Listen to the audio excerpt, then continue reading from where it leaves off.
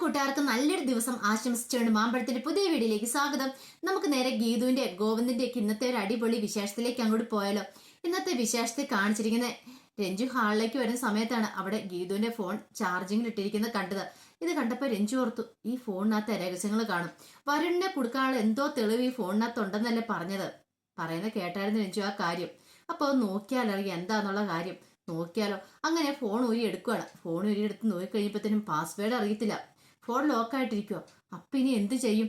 എങ്ങനെ ഇതിന് ലോക്കൊന്ന് മാറ്റും? എന്തായിരിക്കും അതിന്റെ ലോക്ക്? അങ്ങനെയൊക്കെ ഓർത്ത് രഞ്ജു എന്ത് ചെയ്യണം, ആദ്യം ഗീതു എന്ന് അടിച്ചു കൊടുത്തു, വന്നില്ല. പിന്നെ ഗോവിന്ദന്റെ പേരടിച്ചു കൊടുത്തു നോക്കി, എന്നിട്ട് ലോക്ക് മാറുന്നില്ല. പിന്നെ രഞ്ജു ആലോചിക്കുക, എന്തായിരിക്കും ലോക്ക്? ഒരു പക്ഷെ ഇടയ്ക്ക് വിളിക്കുന്ന കേട്ടായിരുന്നു കണ്ണേട്ടൻ, ഗോവിന്ദേട്ടനെ. കണ്ണേട്ടൻ എന്നായിരിക്കോ? അങ്ങനെ അടിച്ചു നോക്കാം എന്നോർത്തോണ്ട് കണ്ണേട്ടനെ അടിച്ചു കൊടുത്തു കഴിഞ്ഞപ്പോൾ തന്നെ ലോക്ക് അങ്ങോട്ട് മാറുവാണ്. രഞ്ജുവിന് സമാധാനമായി. പിന്നീട് തന്റെ ഫോണിലേക്ക് ആ ഫോണിൽ നിന്നുള്ള ആ വീഡിയോസ് എല്ലാം ഇങ്ങോട്ട് മാറ്റുവാണ്. തന്റെ ഫോണിലേക്കൂടെ ഒരു കോപ്പി ഇടുവാണ്. ഇതിന് ശേഷം ആ ഫോൺ അതേപടി തന്നെ വെച്ച് രഞ്ജുവോടെ ഇരിക്കുവാണ്. ഈ സമയത്താണ് അങ്ങോട്ട് രേഖ ചായയൊക്കെ ആയിട്ട് വരുന്നത്. രേഖ ചായയൊക്കെ വന്ന് കൊടുത്ത് രഞ്ജുവിന് കൊടുത്തു. രേഖ വെച്ച്, ചായ എങ്ങനെയുണ്ട്? കൊള്ളാം, സൂപ്പർ ആയിട്ടുണ്ട്. ഇത്രയും ടേസ്റ്റുള്ള ചായ ഇതിനു മുമ്പ് ഞാൻ കുടിച്ചിട്ടില്ലെന്ന് പറയണേ. രേഖ ഓർത്തിത് എന്ത് പറ്റി ഇങ്ങനെ പറയണേ? ഉപ്പാണല്ലോ ചായക്കകത്ത് ഇട്ടത്.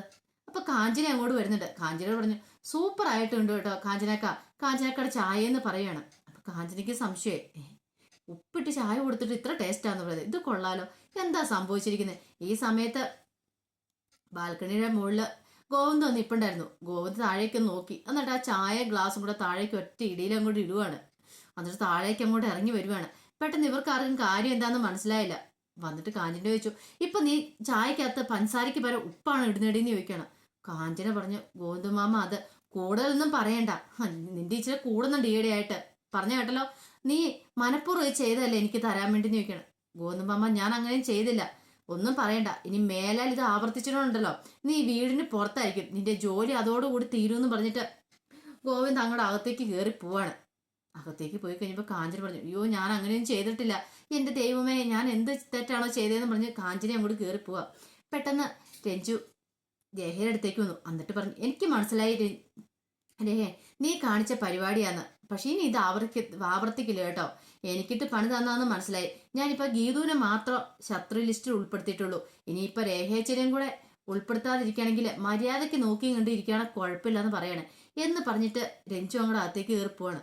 അപ്പൊ രേഖ ഇങ്ങനെ ആലോചിക്കുവോ, അപ്പൊ ഗീതുവിനെ ഇപ്പം ശത്രു ലിസ്റ്റിലാണോ ഉൾപ്പെടുത്തിയിരിക്കുന്നത്, അവളുടെ ജീവൻ അപകടത്തിലാണോ എന്നൊരു ചിന്തയൊക്കെ രേഖയുടെ ഉള്ളിൽ ഉണ്ടാവുന്നുണ്ട്. പിന്നീട് കാണിക്കുന്ന നേരെ വിജയലക്ഷ്മിയുടെ അടുത്തേക്ക് ചെമ്പശ്ശേരി തറവാട്ടിലേക്ക് ചെല്ലുവാണ് രാധികാമ്മ ഇങ്ങനെ ചെന്ന് കഴിഞ്ഞപ്പോഴത്തേന് വിജയലക്ഷ്മി അവിടെ നോക്കി നിൽക്കുന്നുണ്ടായിരുന്നു. രാധികാമ്മനെ കണ്ടു കഴിഞ്ഞപ്പോൾ തന്നെ വിജയലക്ഷ്മിക്ക് മനസ്സിലായി അവര് നല്ല രീതിയിലുള്ള വരവല്ല, ഒന്നെങ്കിൽ തന്നെ വെല്ലുവിളിക്കാനായിരിക്കും, അല്ലെങ്കിൽ എന്തെങ്കിലും കാര്യം പറയാനായിരിക്കും. അങ്ങനെ രാധികാമ്മ നേരെ വിജയലക്ഷ്മിയുടെ മുന്നിലേക്ക് വന്ന് നിന്നു. എന്നിട്ട് പറഞ്ഞു, എനിക്ക് നിന്നോട് കുറച്ച് കാര്യങ്ങളൊക്കെ സംസാരിക്കാനുണ്ട് വിജയലക്ഷ്മി, അതുകൊണ്ട് ഞാൻ വന്നതെന്ന് പറയണം. അല്ല, എന്താ നിനക്ക് പറയാനുള്ളത്? ഇപ്പോഴേ എന്റെ കണ്ണനുണ്ടല്ലോ പഴയപടി തന്നെ എന്നെ സ്നേഹിച്ചു തുടങ്ങിയിട്ടുണ്ട്. എന്റെ കൈ കൊണ്ട് ഒരു ഉരുള ചോറ് വാരിത്തരാനായിട്ട് അവന് കൊതിയുണ്ട്. അവൻ ആ സത്യങ്ങളൊക്കെ എന്നോട് പറഞ്ഞു. എന്റെ കണ്ണൻ എനിക്ക് ഇപ്പോഴാ കുറെ കാലങ്ങൾക്ക് ശേഷം തിരിച്ചു കിട്ടിയത്. ആ ഒരു സന്തോഷത്തിലാണ് ഞാൻ നിന്റെ അടുത്തേക്ക് വന്നേ. ഇപ്പം പെറ്റമ്മയായ നിന്നെ പോലും അവന് അംഗീകരിച്ചിട്ടില്ല, പക്ഷെ പോറ്റമ്മയായ എന്നെ അങ്ങനെയല്ല, എന്നെ അവൻ ജീവനിന്റെ തുല്യം സ്നേഹിക്കുന്നു. ഇനിയിപ്പം നീ എന്തൊക്കെ കള്ളത്തരങ്ങൾ പറഞ്ഞാലും അവൻ വിശ്വസിക്കാൻ പോകുന്നില്ല. ഞാൻ ഇനിയിപ്പോൾ അവനെ ഇല്ലാതാക്കാൻ ശ്രമിച്ചെന്ന് പറഞ്ഞാൽ പോലും അവൻ ഒരിക്കലും അത് വിശ്വസിക്കില്ല. അത്രമാത്രം വിശ്വാസമായി പോയെന്ന് പറയണ എന്നെ. ഇത് കേട്ട് വിജയലക്ഷ്മി പറഞ്ഞു, എനിക്ക് മനസ്സിലായടി, നിന്റെ ഉദ്ദേശമൊക്കെ എനിക്ക് പണ്ടേ മനസ്സിലായതാണല്ലോ എന്ന് പറയാണ്. ഇതൊക്കെ നിനക്ക് പറയാൻ എന്താ അവകാശം അധികാരം ഇരിക്കുന്നു വിജയ? നീ മുമ്പ് അവനെ ഇട്ടെറിഞ്ഞിട്ട് പോയതല്ലേ. അന്നത്തെ കാലത്ത് അവന് ഒരുള്ള ചോറ് വാരി കൊടുത്ത് അവന് താരാട്ട് പാടി ഉറക്കിയിരുന്ന ഈ ഞാനായിരുന്നു, എന്റെ കൈ കൊണ്ടാ ചെയ്തിരുന്നത്. പക്ഷെ നീ ഒന്നും അങ്ങനെ ചെയ്തിരുന്നില്ലോ. അവൻ ഒരുള്ള ചോറ് വാരി കൊടുത്തിട്ടുണ്ടോ? അവന് താരാട്ട് പാടി ഉറക്കിയിട്ടുണ്ടോ? അവന്റെ എന്തെങ്കിലും കാര്യം അന്വേഷിച്ചിട്ടുണ്ടോ? പിന്നെ നിന്നെ എങ്ങനെ അവൻ അമ്മയായിട്ട് കാണും? ഇത് കേട്ട് കഴിഞ്ഞ് വിജയലക്ഷ്മിക്ക് മനസ്സിലായി, മനഃപൂർവ്വം തന്നെ തകർക്കാനായിട്ട് വന്നിരിക്കുകയാണ് ഇവള്. വാക്പോരാട്ടം തന്നെ നടത്താൻ വന്നിരിക്കുകയാണ്. വിജയലക്ഷ്മി ഒന്നും മിണ്ടിയില്ല. പിന്നീട് പെട്ടെന്ന് എന്റെ ആദ്യം പറഞ്ഞു, അല്ല നിന്റെ ഒരു മോളുണ്ടല്ലോ, നീ ഒരുങ്ങി കെട്ടി ഇറങ്ങിക്കഴിഞ്ഞപ്പം നിനക്ക് ആ വകുപ്പിലൊരു മോളുകൂടെ ഉണ്ടായല്ലോ, അവൾ എന്തിയേ? അവളിവിടെ ഇല്ലല്ലേ? അവളെങ്ങാനും ഗോവിന്ദന് മുന്നിൽ ചെന്ന് പെട്ടിട്ടുണ്ടെങ്കിൽ അതോടെ തീർന്നു അവളുടെ കഷ്ടകാലം തുടങ്ങിയെന്ന് കരുതിയാൽ മതി. അല്ല, ഇനിയിപ്പോ കുറെ കാലം കഴിയുമ്പോൾ നിന്റെ മോളെ ചിലപ്പോ സ്വത്തിന്റെ ബാധ്യം ചോദിച്ചോണ്ട് വരുമോ ആർക്കൽ വീട്ടിലേക്ക്, അങ്ങനെയെങ്കിലും വന്ന് കൊടുക്കലെന്ന് പറയാൻ അവളോട്. ഗോവിന്ദ് ഈ ഭൂമിയിൽ നിന്ന് തന്നെ അവളെ ഇല്ലാതാക്കുമെന്ന് പറയണം.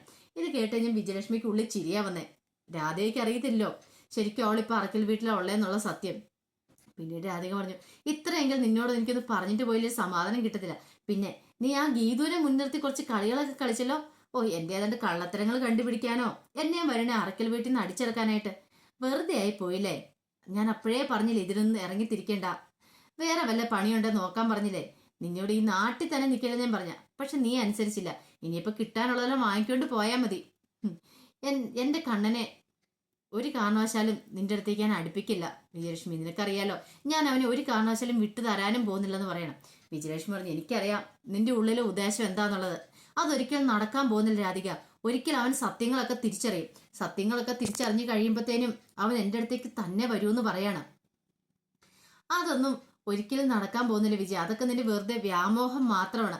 അങ്ങനെ എന്തെങ്കിലും സ്വപ്നം ഉണ്ടെങ്കിൽ അതിപ്പോ തന്നെ നീ മനസ്സിൽ നിന്ന് കളഞ്ഞേരെ. ഈ രാധികയോടാ നിന്റെ കളി. ഇനി അവളെ ശരിക്കും കളി നീ കാണാൻ പോകുന്നുള്ളൂ. ഞാൻ ഗോവിന്ദനെ മുൻനിർത്തിയായിരിക്കും നിന്നോട് പോരാടാൻ പോകുന്നു പറയാണ് എന്ന് പറഞ്ഞിട്ട് രാധിക അങ്ങോട്ട് പോവാണ്. വിജയലക്ഷ്മിക്ക് ഭയങ്കര സങ്കടം വന്നു. വിജയലക്ഷ്മി മുറിയിലേക്ക് ചെല്ലുവാണ്. മുറിയിലേക്ക് എന്നിട്ട് ആൽബം എടുക്കുകയാണ്. അവിടെ ഒരു ആൽബം വെച്ചിട്ടുണ്ട്, പഴയ ആൽബം. ആ ആൽബം എടുത്തിട്ട് അതിനകത്ത് ഫോട്ടോസൊക്കെ മറിച്ച് നോക്കുക. അപ്പൊ അതിനകത്ത് ഗോവിന്ദന്റെ കുഞ്ഞിലെ ഫോട്ടോ ഒക്കെ ഉണ്ട്. അതിങ്ങനെ നെഞ്ചോട് ചേർത്ത് പിടിക്കുക. എന്നിട്ട് പറഞ്ഞു, മോനെ നിന്നെ ഒരിക്കൽ പോലും ഒരു ദിവസം പോലും നിന്നെ ഓർക്കാത്ത ദിവസങ്ങളില്ല. നിനക്ക് ഒരു ഉരുള ചോറ് വാരിത്തരാതെ ഈ അമ്മ കഴിച്ചിട്ടില്ല. നിന്നെ താരാട്ട് പാടി ഉറക്കാതെ ഈ അമ്മ ഉറങ്ങിയിട്ടുമില്ല. അതോടൊപ്പം തന്നെ നിന്നെ കണി കണ്ട എന്നും രാവിലെയും ഉണരാറുള്ളത്. പക്ഷെ അതൊക്കെ വിജയലക്ഷ്മിക്ക് അല്ല രാധയ്ക്ക് പറഞ്ഞാൽ മനസ്സിലാവില്ല. ഇത്രയും കാലം ഞാൻ അനുഭവിച്ച വേദന എനിക്കല്ലേ അറിയത്തുള്ളൂ, അവൾക്കറിയില്ല. ഇങ്ങനെ പറഞ്ഞ് കരഞ്ഞുകൊണ്ടിരിക്കുമായിരുന്നു. പെട്ടെന്ന് വിജയലക്ഷ്മി ഓർത്തു, അല്ല ഞാൻ എന്തിനാ ഇങ്ങനെ കരയണേ. ഞാൻ കരയേണ്ട ആളല്ല. സത്യങ്ങളൊക്കെ എത്രയും പെട്ടെന്ന് ഗോവിന്ദനെ അറിയിക്കണം. ഈ അമ്മയുടെ മനസ്സെന്താന്ന് അവൻ അറിയണം എന്നോർത്ത് ഫോൺ എടുക്കുകയാണ് കോൾ വിളിക്കാനായിട്ട്.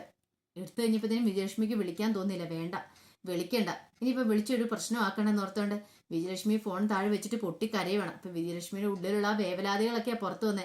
മോനെ ഇല്ലായിരുന്നെങ്കിൽ മോൻ അടുത്തില്ലായിരുന്നെങ്കിലും അവനെക്കുറിച്ചുള്ള ചിന്തകളൊക്കെ എല്ലാ നിമിഷവും ഓരോ നിമിഷവും ഉണ്ടായിരുന്നു വിജയലക്ഷ്മിയുടെ ഉള്ളിൽ. അപ്പൊ അവർക്ക് അങ്ങനെ സാഹചര്യം ഉണ്ടായതുകൊണ്ടായിരിക്കും അവരെ ഇട്ടെറിഞ്ഞിട്ട് പോയത്. പക്ഷെ രാധിക വന്ന് പറഞ്ഞതോ, വെല്ലുവിളിച്ചിട്ട് പോയെന്ന് പറഞ്ഞിട്ടുണ്ടെങ്കിൽ നീ കുറെ പണം കണ്ടു കഴിഞ്ഞപ്പോൾ ആ പുറകെ പോയി.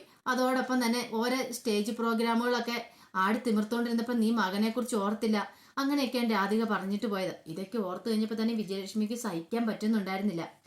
പിന്നീട് കാണിക്കുന്ന പറഞ്ഞിട്ടുണ്ടെങ്കിൽ ഹോസ്പിറ്റലിൽ ഡോക്ടറെ മുന്നിലിരിക്കുമായിരുന്നു അപർണയും ഗീതു. അപ്പൊ ഡോക്ടർ അപർണയോട് ചോദിച്ചു, അല്ല മുമ്പ് ഇങ്ങനെ തലകറക്കം വല്ലതും ഉണ്ടായിട്ടുണ്ടോ എന്ന് ചോദിക്കും.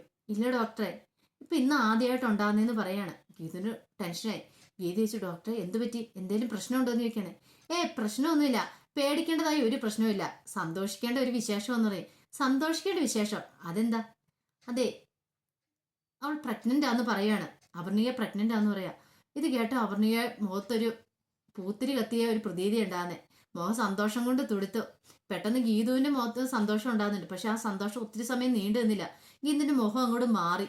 ഗീതു ഓർത്ത്, എന്റെ ദൈവമേ, അവനെപ്പോലെ ഒരു നീചന്റെ കുഞ്ഞ് ഇവളുടെ വയറ്റിൽ വന്ന് ഉണ്ടായല്ലോ. കുഞ്ഞുങ്ങളെല്ലാം ദൈവത്തിന്റെ വരദാനോ, എന്നാലും അവന്റെ ഒരു കുഞ്ഞ് ഒരിക്കലും വേണ്ടായിരുന്നു ഇവളുടെ വയറ്റില്. പാവം അപർണിക എന്തറിയാൻ, ഒന്നും അവനെക്കുറിച്ചുള്ള അവളുടെ വഞ്ചനകളൊന്നും ഈ പാവം അറിഞ്ഞിട്ടില്ലോ എന്ന് ചിന്തിക്കുകയാണ്.